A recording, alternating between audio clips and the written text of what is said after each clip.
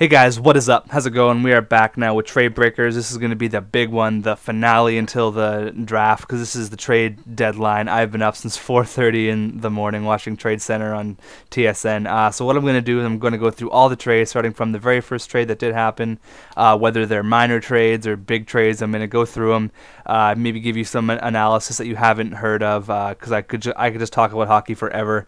But I'm not going to go too in depth because there was actually a decent amount of trades. It took a while to get started, but I don't want it to be like an hour long video. So hopefully you guys enjoy this. Tell me what you guys think on all the trades. I'm sure I'll ask that a couple times throughout the episode, so hope you guys enjoy this.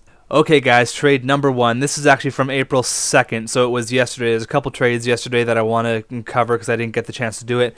But Carolina acquires Marc-Andre Bergeron from Tampa Bay in exchange for Adam Hall and a 7th round pick in this year's NHL draft. So I think Marc-Andre Bergeron really is going to help out this defensive core because of the loss to Yanni Pikkinen, who I think he broke his heel. I don't really remember what it was, but it was something to do with his foot. He had a really nasty injury. But he's a really big part of their defensive core, and Marc-Andre Bergeron is not quite Yanni Pikkinen, but he does fit in pretty nice. He's an offensive defenseman. He can definitely put up the goals. 15 goals here, 14 goals there, and Adam Hall does not affect Carolina's roster or Tampa Bay's because he plays in the minors. So trade number one in the books. Pretty big trade here with the Dallas Stars and the Vancouver Canucks. The Vancouver Canucks acquired Derek Roy in exchange for Kevin Knutson and a 2nd round pick in this year's draft. I know Kevin Knuten's a really good, I think that's how you pronounce his last name, I'm almost 100% sure. Anyways, he's a really good defensive prospect. He's going to be something really special for Dallas. The only reason he wasn't coming up for Vancouver is because look at Vancouver's defense. I mean, they are really stacked with Edler and Hamhuis, Bieksa, and Ballard, so there's no room for him to come up just yet. So I'm glad that they shipped him off to a place that he can potentially grow into something really, really nice. Dallas is getting a crazy amount of defensive prospects. They got Joe Morrow with the Brendan Morrow trade, and they got this Kevin Knutson guy, and they got they drafted Jamie Olsenak, I think his last name is. He is huge. He is like 6'8" or something. So they have a lot of defensive prospects. So I think this is a pretty even trade for both ways. I mean, as a Vancouver fan, I'm really happy with this trade. As you can see, Derek Roy here is 86 overall in this game, so he's obviously stacked.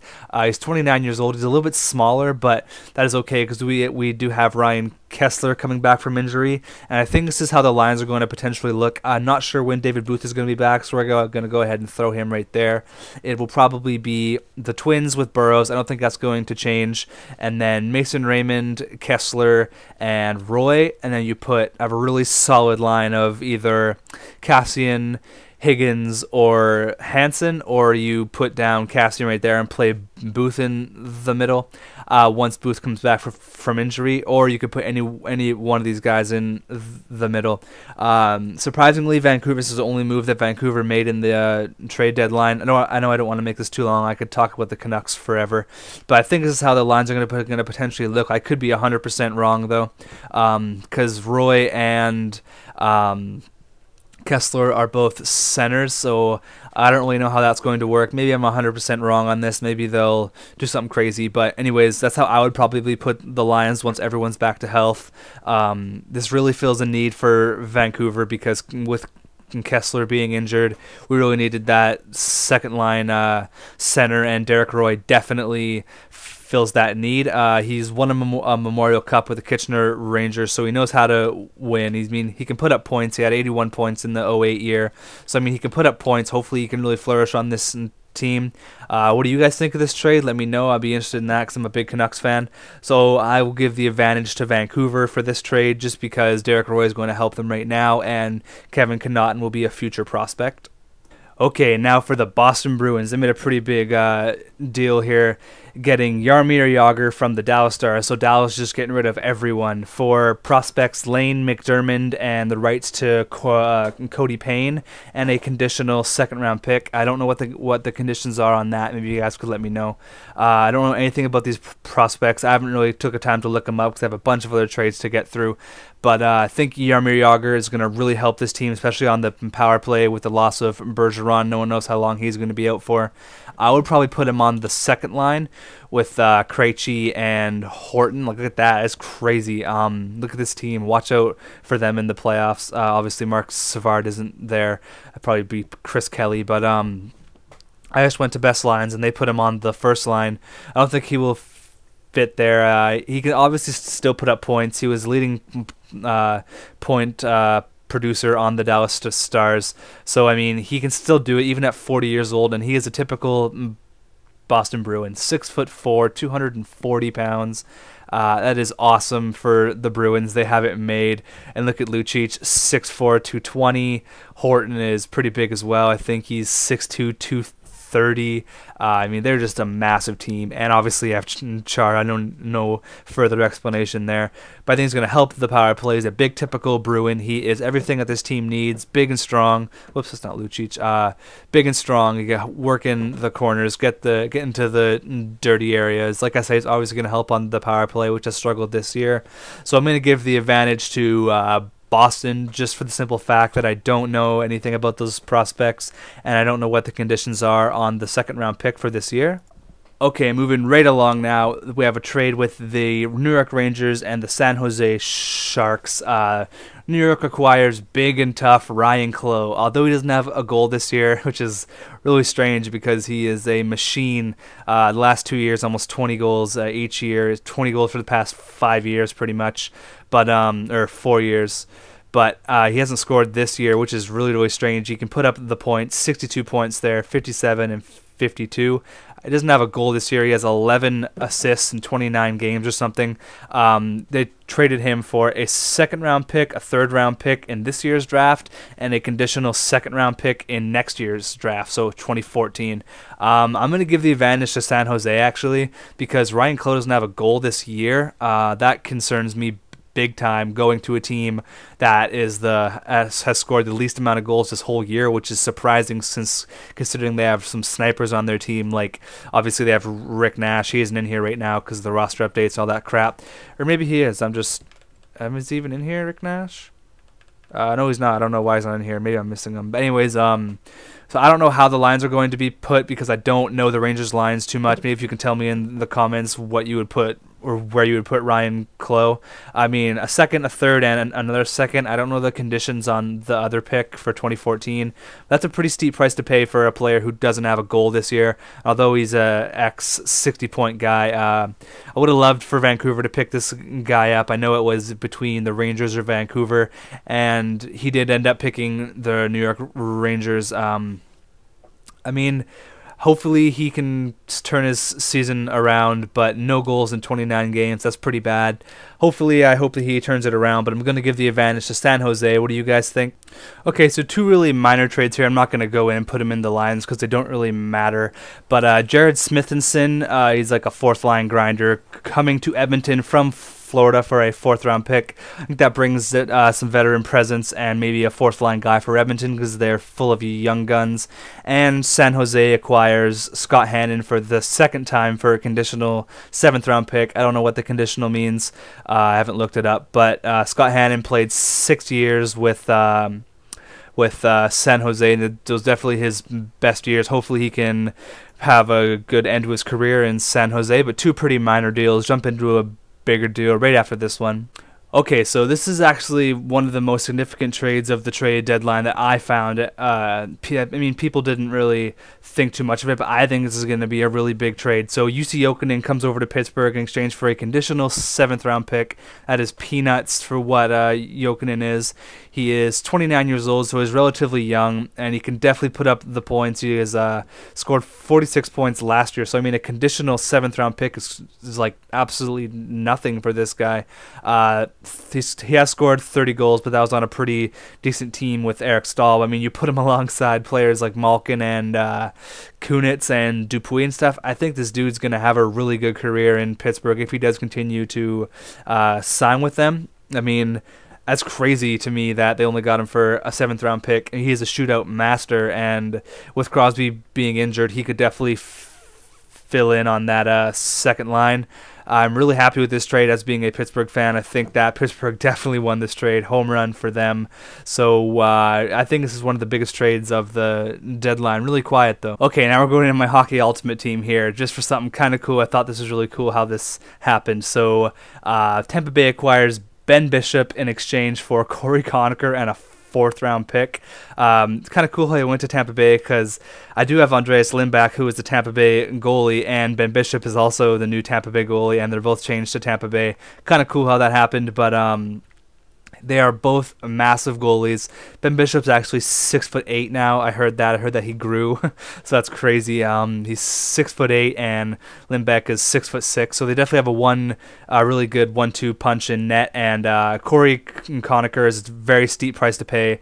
The dude is really good. He's really, really small, and he's gonna fit awesome on Tampa Bay, or on not Tampa Bay, on Ottawa alongside either Zibanejad. I think that's where they're gonna put him. So it's gonna give the advantage to both the teams. I think that was a really even trade. Ben Bishop's going to be a really good goalie in the NHL. I'm hoping anyways. I mean, if he can be half as good as he is in this game, for me, I'm pretty sure Tampa Bay will be a very happy team. Okay, guys, we're moving right along here. A bunch of trades. I'm trying to get through them as quick as possible. I don't want to make this too long. But the Philadelphia Flyers acquire Steve Mason in exchange for Michael Leighton and a third-round pick in the 2015 NHL draft. I think this gives... I'm going to give the advantage to the Flyers right away here. Mason did win the Calder in his rookie year, but after that, he's been absolute crap. I know it's kind of mean to say, but he has not been a NHL quality goaltender at all. He's still young. He's 24. He's actually a pretty big guy, but I think this is really going to help Philadelphia with their goaltending struggles. With Brizgalov being so streaky, they can easily put Mason in there. And maybe I think Mason's problem was that he was always forced to be the number one guy. If there's a problem, you point the finger at Mason right away. He's going to have the backup role now, so not as much pressure. I'm going to give the advantage to Philadelphia here, no question. And Michael Leighton will be at best a backup if an injury happens, and the third-round pick is decent but nothing too special, so advantage to Philly. Okay, so another huge deal in the West. Right here, Buffalo sends Jason Pominville and a fourth-round pick in next year's draft in exchange for goaltender prospect Matt Hackett, Johan Larsson, who is an excellent prospect, really. Not too many people know about him because he was drafted by the Wild, and I know Wild prospects tend to go under the radar. A first-round pick in this year's draft, and a second-round pick in next year's draft. So it's Matt Hackett, Johan Larsson, a first-round pick for this year, and a second-round pick for next year. So I don't even know who to give the advantage to. I think this is an extremely fair trade. This makes Minnesota an extreme threat, and I am scared as a Canucks fan because look at this lineup. You have Parise, Koivu, and Pominville, Bouchard, Brodziak, and Heatley. Like, that's just a gross top six there. I mean, Brodziak would probably be better on the third line, but he is very, very good and very underrated. So is Pierre-Marc Bouchard. But Jason Pominville brings grit to this team. He can score. He's still young. He's big. He is the prototypical power forward that every team wants and needs. 30 goals last year. Very, very good. And looks like Buffalo is just getting rid of everyone.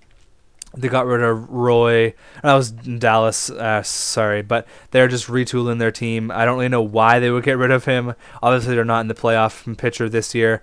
But that brings up Drew Stafford to the first line, have to bring in John Scott. That's how their lines are looking. I'm definitely going to say this is an even draw because for the future, it looks like I'm going to say Buffalo's probably going to win this trade in the future just because I know how good Matt Hackett is. I've watched some of the Houston Aeros games when he has played, and Johan Larsson I've heard is a very good prospect. So there's that. I'm going to give the advantage to Buffalo for right now, but or for the future, but right now it's definitely an even trade. What do you guys think?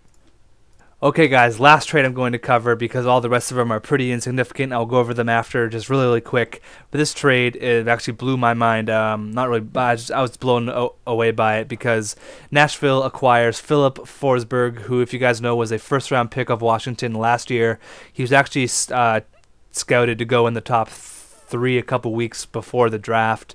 I don't know, maybe something didn't work right in Washington. Maybe he wasn't getting along with the ownership. Regardless, whatever it is, he is shipped off to Nashville, which is good because they need some prospects in the worst way.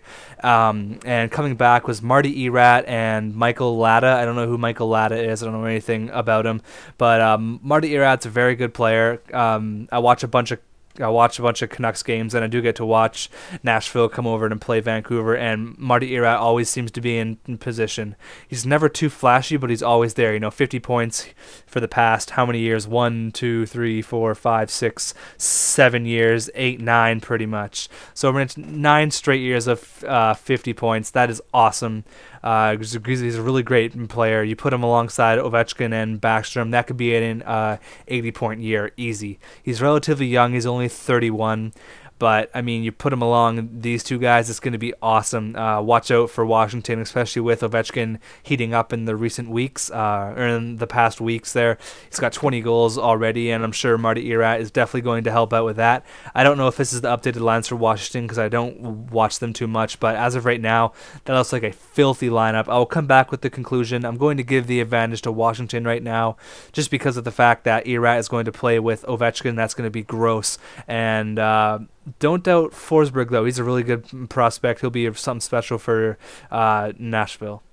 Okay, we're finally at the end now. I know I missed some trades. They're just smaller trades, like Steve Sullivan going over to New Jersey, Lombardi going to Anaheim, all those little trades that I don't really think are going to affect teams too much. But one trade that I did like that I didn't put in is San Jose getting Rafi Torres.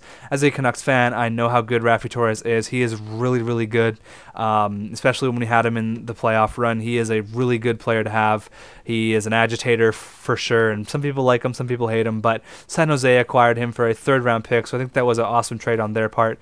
But anyways, this is the conclusion. I'm going to say the winners of this trade deadline is obviously from Pittsburgh with getting again Lamoro and Douglas Murray. I think they are the clear runaway winners for that. But also Ottawa quietly picking up Corey Conacher. I think he's going to be a really good player for them.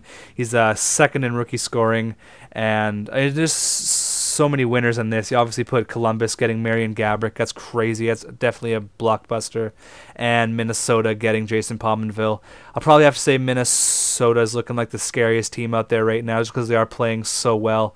It's like the Parise and Suter thing really paid off. So let me know who you guys think won this trade deadline. I'd love to hear your guys' thoughts. I know I just rambled on forever, but I love talking about hockey. I could talk about it for days and days and days and days. And the trade deadline is my favorite time of year. It's my Christmas pretty much. I get up at 4:30 every single day, or every single trade deadline. So hopefully you guys enjoyed it. I know I'm just rambling on now, but thank you guys for watching. If you stuck with me, you guys are awesome. And tell me your thoughts. I'd love to hear what you guys think.